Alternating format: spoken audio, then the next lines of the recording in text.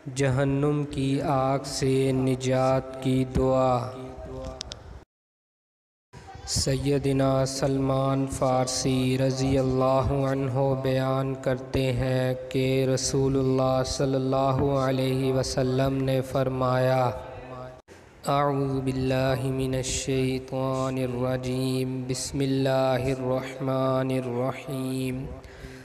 اللہم انی اشہدک و اشہد ملائکتک و حملۃ عرشک و اشہد من فی السماوات و من فی الارض انک انت اللہ لا الہ الا انت وحدک لا شریک لک واشہد ان محمدا عبدک ورسولک۔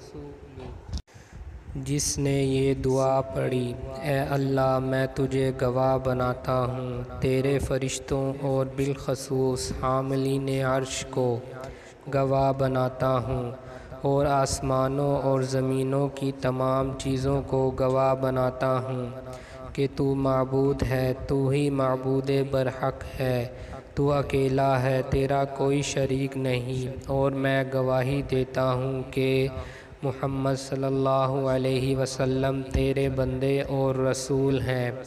جس نے یہ دعا ایک دفعہ پڑھی، اللہ تعالیٰ اس کے وجود کے تیسرے حصے کو آگ سے آزاد کر دیں گے۔